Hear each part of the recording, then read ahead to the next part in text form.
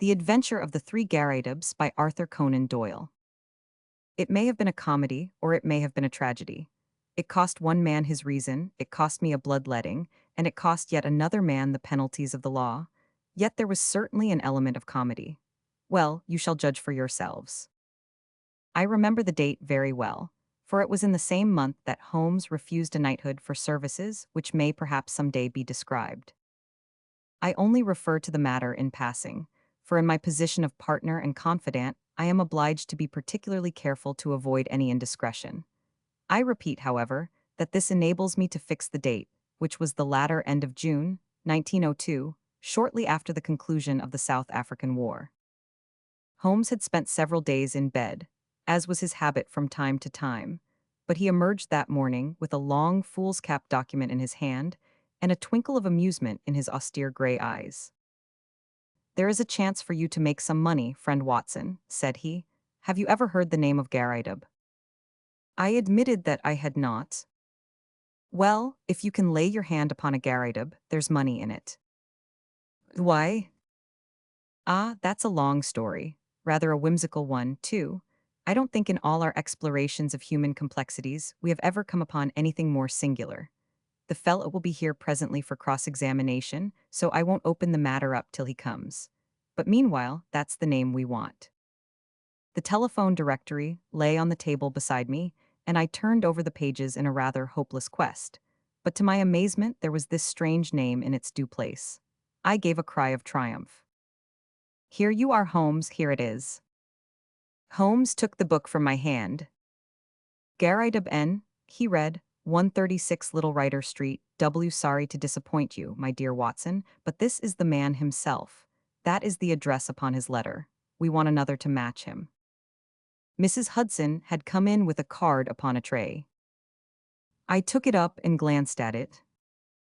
"Why, here it is," I cried in amazement. "This is a different initial. John Garrideb, Counselor at Law, Moorville, Kansas, USA."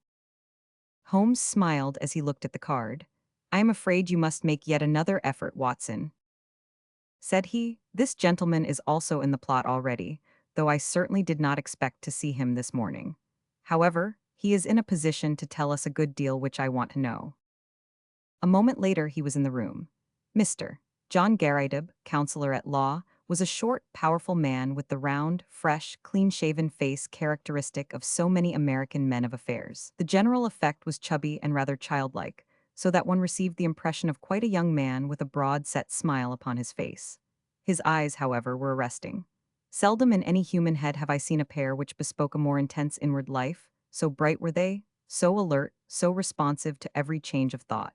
His accent was American, but was not accompanied by any eccentricity of speech. "Mr. Holmes?" he asked, glancing from one to the other. "Ah, yes, your pictures are not unlike you, sir, if I may say so. I believe you have had a letter from my namesake, Mr. Nathan Garrideb, have you not?" "Pray sit down," said Sherlock Holmes. "We shall, I fancy, have a good deal to discuss." He took up his sheets of foolscap. "You are, of course, the Mr. John Garrideb mentioned in this document. But surely you have been in England some time." "Why do you say that, Mr. Holmes?" I seemed to read sudden suspicion in those expressive eyes. "Your whole outfit is English." Mr. Garrideb forced a laugh. "I've read of your tricks, Mr. Holmes, but I never thought I would be the subject of them. Where do you read that?" "The shoulder cut of your coat, the toes of your boots. Could anyone doubt it?" Well, I had no idea I was so obvious a Britisher. But business brought me over here some time ago, and so, as you say, my outfit is nearly all London. However, I guess your time is of value, and we did not meet to talk about the cut of my socks. What about getting down to that paper you hold in your hand?" Holmes had in some way ruffled our visitor, whose chubby face had assumed a far less amiable expression. "Patience, patience, Mr. Garrideb," said my friend in a soothing voice. "Dr. Watson would tell you that these little digressions of mine sometimes prove in the end to have some bearing on the matter." "But why did Mr. Nathan Garrideb not come with you? Why did he ever drag you into it at all?" asked our visitor with a sudden outflame of anger. "What in thunder had you to do with it? Here was a bit of professional business between two gentlemen, and one of them must needs call in a detective. I saw him this morning, and he told me this fool trick he had played me, and that's why I am here. but I feel bad about it all the same. There was no reflection upon you, Mr. Garrideb. It was simply zeal upon his part to gain your end, an end which is, I understand, equally vital for both of you. He knew that I had means of getting information, and therefore, it was very natural that he should apply to me. Our visitor's angry face gradually cleared. Well, that puts it different, said he. When I went to see him this morning, and he told me he had sent to a detective, I just asked for your address and came right away. I don't want police butting into a private matter, but if you are content just to help us find the man, there can be no harm in that. Well, that is just how it stands, said Holmes. And now, sir, since you are here, we had best have a clear account from your own lips. My friend here knows nothing of the details. Mr. Garrideb surveyed me with not too friendly a gaze. Need he know? He asked. We usually work together. Well, there's no reason it should be kept a secret. I'll give you the facts as short as I can make them. If you came from Kansas, I would not need to explain to you who Alexander Hamilton Garrideb was. He made his money in real estate, and afterwards in the wheat pit at Chicago, but he spent it in buying up as much land as would make one of your counties, lying along the Arkansas River, west of Fort Dodge. It's grazing land and lumberland and arable land and mineralized land, and just every sort of land that brings dollars to the man that owns it. He had no kith nor kin, or if he had, I never heard of it, but he took a kind of pride in the queerness of his name. That was what brought us together. I was in the law at Topeka, and one day I had a visit from the old man, and he was tickled to death to meet another man with his own name. It was his pet fad, and he was dead set to find out if there were any more Garridebs in the world. Find me another? Said he. I told him I was a busy man and could not spend my life hiking round the world in search of Garridebs. None the less, said he, that is just what you will do if things pan out as I planned them. I thought he was joking, but there was a powerful lot of meaning in the words, as I was soon to discover. For he died within a year of saying them, and he left a will behind him. It was the queerest will that has ever been filed in the state of Kansas. His property was divided into 3 parts, and I was to have one on condition that I found 2 Garridebs who would share the remainder.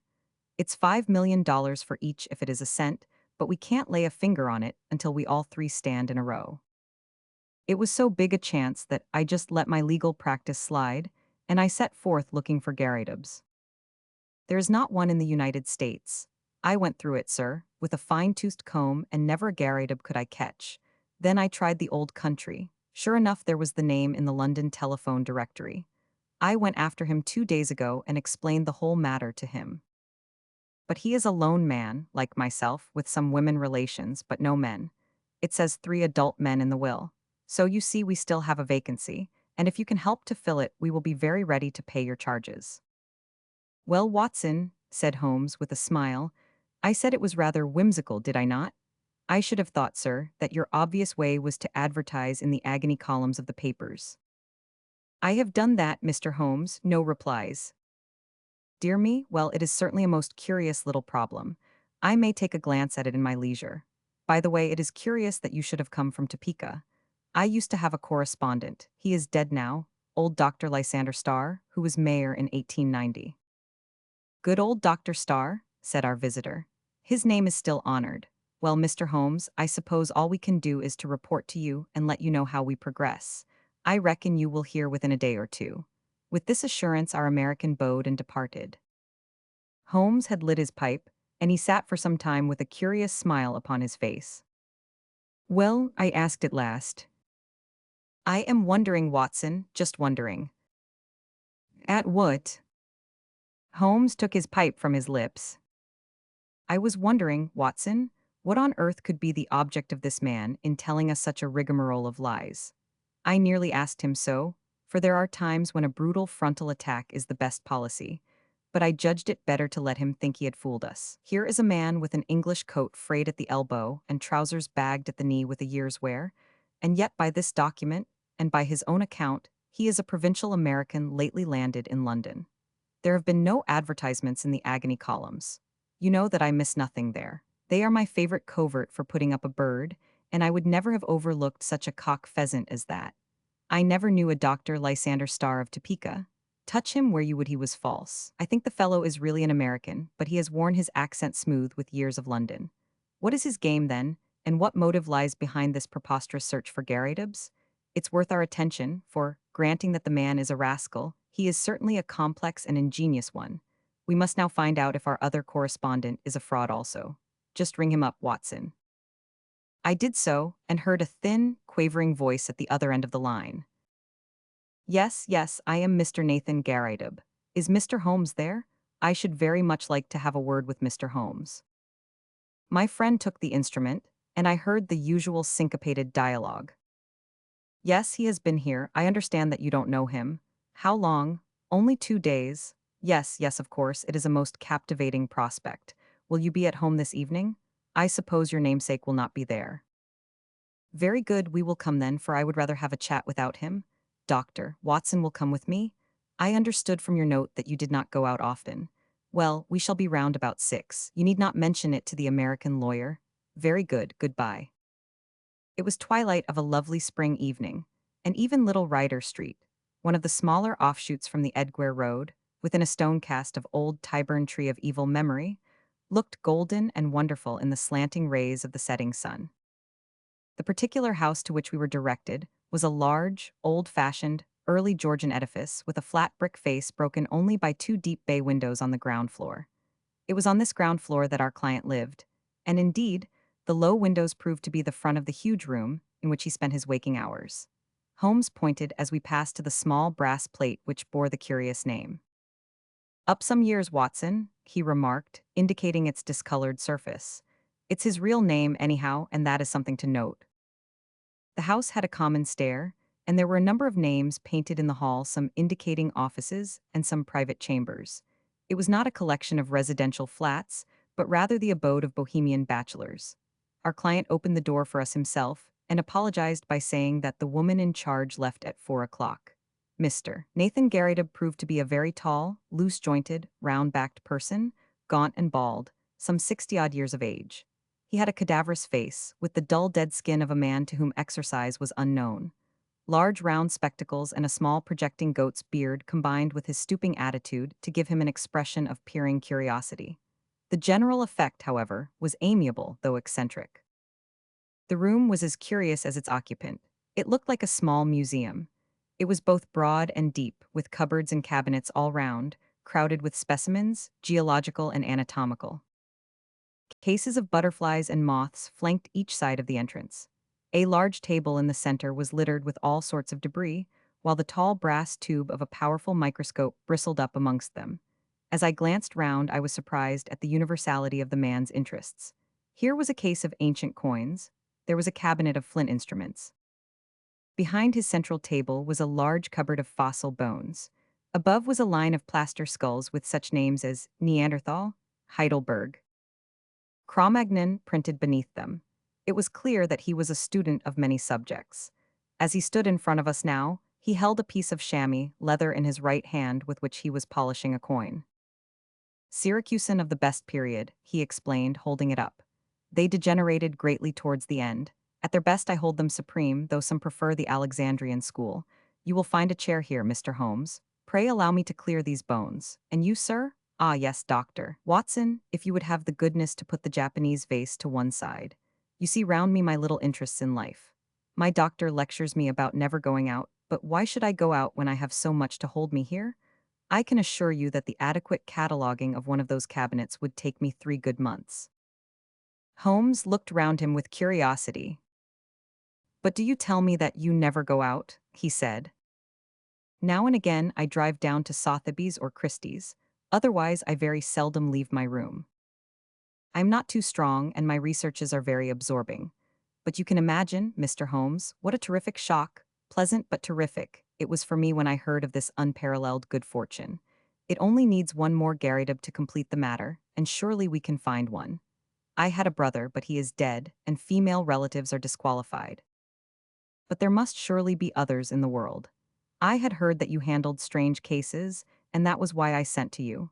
Of course, this American gentleman is quite right, and I should have taken his advice first, but I acted for the best. I think you acted very wisely indeed, said Holmes. But are you really anxious to acquire an estate in America? Certainly not, sir. Nothing would induce me to leave my collection. but this gentleman has assured me that he will buy me out as soon as we have established our claim. $5 million was the sum named. There are a dozen specimens in the market at the present moment which fill gaps in my collection and which I am unable to purchase for want of a few £100. Just think what I could do with $5 million. Why, I have the nucleus of a national collection. I shall be the Hans Sloane of my age. His eyes gleamed behind his great spectacles. It was very clear that no pains would be spared by Mr. Nathan Garrideb in finding a namesake. I merely called to make your acquaintance, and there is no reason why I should interrupt your studies, said Holmes. I prefer to establish personal touch with those with whom I do business.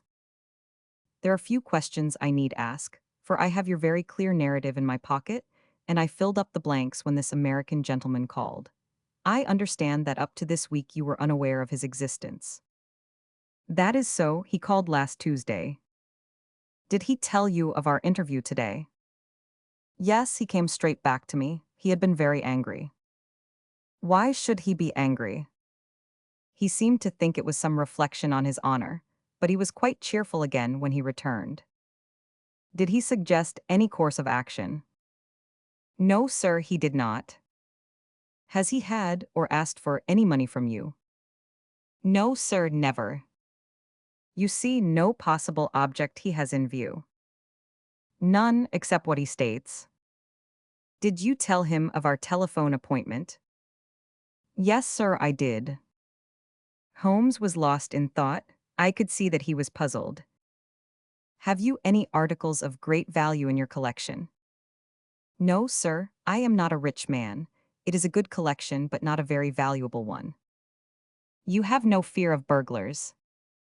Not the least. How long have you been in these rooms? Nearly 5 years. Holmes's cross-examination was interrupted by an imperative knocking at the door. No sooner had our client unlatched it than the American lawyer burst excitedly into the room. Here you are, he cried, waving a paper over his head. I thought I should be in time to get you. Mr. Nathan Garrideb, my congratulations. You are a rich man, sir. Our business is happily finished and all is well. As to you, Mr. Holmes, we can only say we are sorry if we have given you any useless trouble. He handed over the paper to our client, who stood staring at a marked advertisement. Holmes and I leaned forward and read it over his shoulder. This is how it ran. ++ Howard Garrideb, constructor of agricultural machinery. Binders, reapers, steam and hand plows, drills, harrows, farmers' carts, buckboards, and all other appliances. Estimates for artesian wells. Apply Grosvenor Buildings, Aston. ++. Glorious, gasped our host. That makes our third man. I had opened up inquiries in Birmingham, said the American, and my agent there has sent me this advertisement from a local paper. We must hustle and put the thing through. I have written to this man and told him that you will see him in his office tomorrow afternoon at 4 o'clock. You want me to see him? What do you say, Mr. Holmes? Don't you think it would be wiser? Here am I, a wandering American with a wonderful tale. Why should he believe what I tell him? But you are a Britisher with solid references, and he is bound to take notice of what you say. I would go with you if you wished, but I have a very busy day tomorrow, and I could always follow you if you are in any trouble. Well, I have not made such a journey for years. It is nothing, Mr. Garrideb. I have figured out your connections. You leave at 12 and should be there soon after 2. Then you can be back the same night. All you have to do is to see this man, explain the matter, and get an affidavit of his existence. By the Lord, he added hotly, considering I've come all the way from the center of America, it is surely little enough if you go 100 miles in order to put this matter through. Quite so, said Holmes. I think what this gentleman says is very true. Mr. Nathan Garrideb shrugged his shoulders with a disconsolate air. Well, if you insist, I shall go. Said he, it is certainly hard for me to refuse you anything, considering the glory of hope that you have brought into my life. Then that is agreed, said Holmes, and no doubt you will let me have a report as soon as you can. I'll see to that, said the American. Well, he added, looking at his watch, I'll have to get on. I'll call tomorrow, Mr. Nathan, and see you off to Birmingham. Coming my way, Mr. Holmes. Well then, goodbye, and we may have good news for you tomorrow night. I noticed that my friend's face cleared when the American left the room, and the look of thoughtful perplexity had vanished. I wish I could look over your collection, Mr. Garrideb, said he. In my profession, all sorts of odd knowledge comes useful, and this room of yours is a storehouse of it. Our client shone with pleasure, and his eyes gleamed from behind his big glasses. I had always heard, sir, that you were a very intelligent man, said he. I could take you round now if you have the time. Unfortunately, I have not. But these specimens are so well labeled and classified that they hardly need your personal explanation. If I should be able to look in tomorrow, I presume that there would be no objection to my glancing over them. None at all, you are most welcome. The place will, of course, be shut up, but Mrs. Saunders is in the basement up to 4 o'clock and would let you in with her key. Well, I happen to be clear tomorrow afternoon. If you would say a word to Mrs. Saunders, it would be quite in order. By the way, who is your house agent? Our client was amazed at the sudden question. Holloway and Steele in the Edgware Road. But why? I am a bit of an archaeologist myself when it comes to houses, said Holmes, laughing. I was wondering if this was Queen Anne or Georgian. Georgian, beyond doubt. Really, I should have thought a little earlier. However, it is easily ascertained. Well, goodbye, Mr. Garrideb, and may you have every success in your Birmingham journey. The house agent's was close by, but we found that it was closed for the day, so we made our way back to Baker Street. It was not till after dinner that Holmes reverted to the subject. Our little problem draws to a close, said he. No doubt you have outlined the solution in your own mind. I can make neither head nor tail of it. The head is surely clear enough, and the tail we should see tomorrow. Did you notice nothing curious about that advertisement? I saw that the word plow was misspelled. Oh, you did notice that, did you? Come, Watson, you improve all the time. Yes, it was bad English but good American. The printer had set it up as received. Then the buckboards, that is American also, and artesian wells are commoner with them than with us. It was a typical American advertisement but purporting to be from an English firm. What do you make of that? I can only suppose that this American lawyer put it in himself. What his object was I fail to understand. Well, there are alternative explanations. Anyhow, he wanted to get this good old fossil up to Birmingham. That is very clear. I might have told him that he was clearly going on a wild goose chase, but on second thoughts, it seemed better to clear the stage by letting him go. Tomorrow, Watson? Well, tomorrow will speak for itself. Holmes was up and out early. When he returned at lunchtime, I noticed that his face was very grave. This is a more serious matter than I had expected, Watson, said he. It is fair to tell you so, though I know it will only be an additional reason to you for running your head into danger. I should know my Watson by now. But there is danger, and you should know it. Well, it is not the first we have shared, Holmes. I hope it may not be the last. What is the particular danger this time? We are up against a very hard case. I have identified Mr. John Garrideb, counselor at law. He is none other than Killer Evans, of sinister and murderous reputation. I fear I am none the wiser. Ah, it is not part of your profession to carry about a portable Newgate calendar in your memory. I have been down to see friend Lestrade at the yard. There may be an occasional want of imaginative intuition down there, but they lead the world for thoroughness and method. I had an idea that we might get on the track of our American friend in their records. Sure enough, I found his chubby face smiling up at me from the rogue's portrait gallery. James Winter, alias Moorcroft, alias Killer Evans, was the inscription below. Holmes drew an envelope from his pocket. I scribbled down a few points from his dossier. Aged 44, native of Chicago, known to have shot 3 men in the States, escaped from penitentiary through political influence. Came to London in 1893, shot a man over cards in a nightclub in the Waterloo Road in January 1895. Man died, but he was shown to have been the aggressor in the row. Dead man was identified as Roger Prescott, famous as forger and coiner in Chicago. Killer Evans, released in 1901. Has been under police supervision since, but so far as known has led an honest life. Very dangerous man, usually carries arms and is prepared to use them. That is our bird, Watson. A sporting bird, as you must admit. But what is his game? Well, it begins to define itself. I have been to the house agents. Our client, as he told us, has been there 5 years. It was unlet for a year before then. The previous tenant was a gentleman at large named Waldron. Waldron's appearance was well remembered at the office. He had suddenly vanished and nothing more been heard of him. He was a tall, bearded man with very dark features. Now Prescott, the man whom Killer Evans had shot, was, according to Scotland Yard, a tall, dark man with a beard. As a working hypothesis, I think we may take it that Prescott, the American criminal, used to live in the very room which our innocent friend now devotes to his museum. So at last we get a link, you see. And the next link. Well, we must go now and look for that. He took a revolver from the drawer and handed it to me. I have my old favorite with me. If our Wild West friend tries to live up to his nickname, we must be ready for him.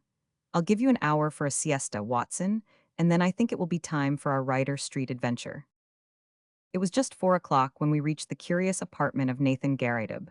Mrs. Saunders, the caretaker, was about to leave, but she had no hesitation in admitting us, for the door shut with a spring lock and Holmes promised to see that all was safe before we left. Shortly afterwards the outer door closed, her bonnet passed the bow window, and we knew that we were alone in the lower floor of the house. Holmes made a rapid examination of the premises. There was one cupboard in a dark corner which stood out a little from the wall. It was behind this that we eventually crouched, while Holmes in a whisper outlined his intentions. He wanted to get our amiable friend out of his room. That is very clear, and, as the collector never went out, it took some planning to do it.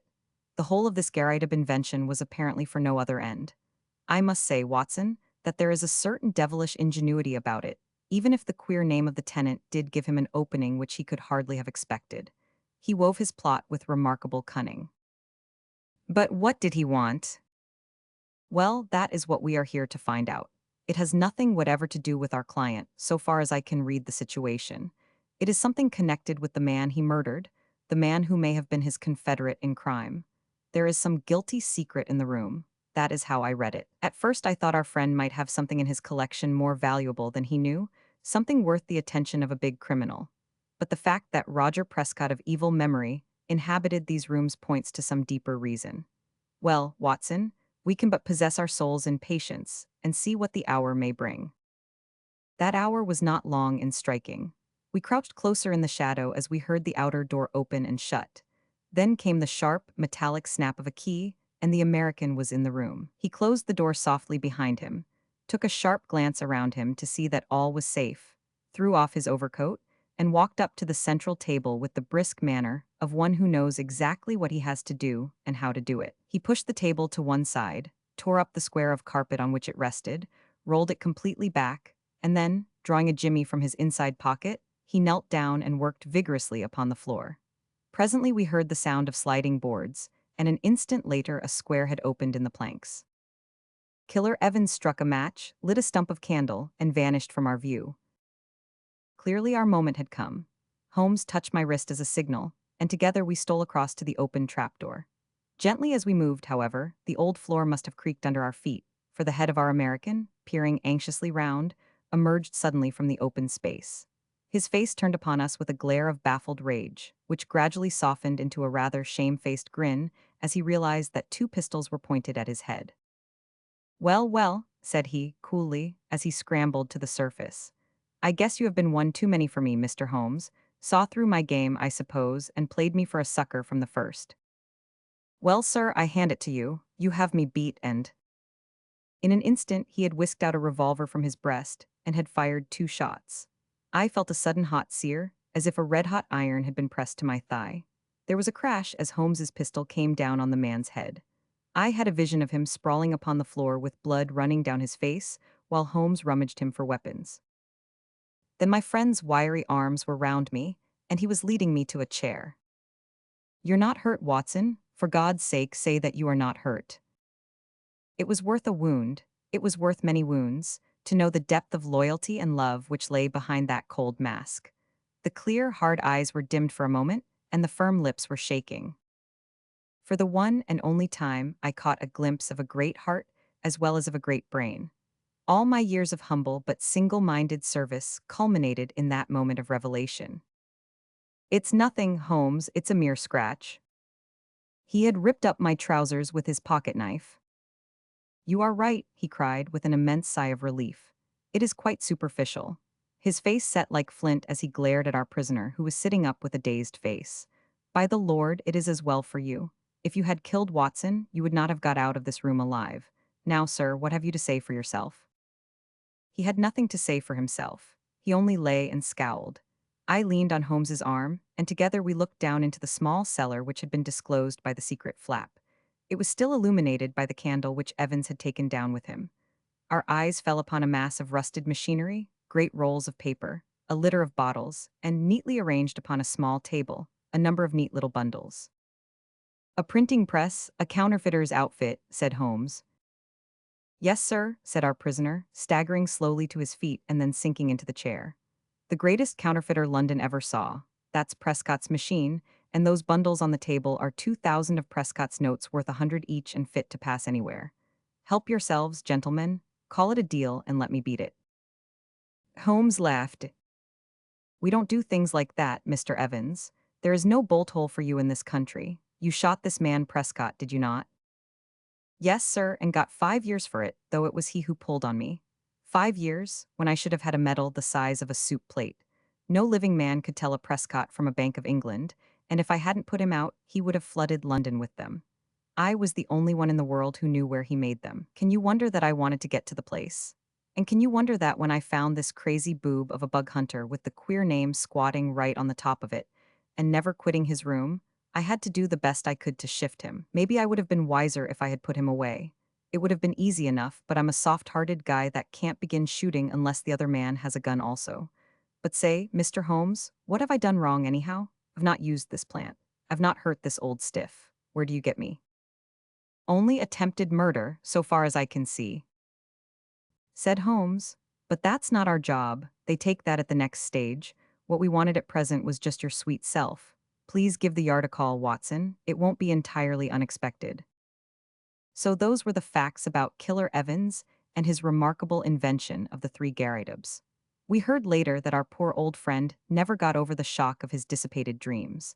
When his castle in the air fell down, it buried him beneath the ruins. He was last heard of at a nursing home in Brixton. It was a glad day at the yard when the Prescott outfit was discovered, for, though they knew that it existed, they had never been able, after the death of the man, to find out where it was. Evans had indeed done great service and caused several worthy CID men to sleep the sounder, for the counterfeiter stands in a class by himself as a public danger. They would willingly have subscribed to that soup plate medal of which the criminal had spoken, but an unappreciative bench took a less favorable view, and the killer returned to those shades from which he had just emerged.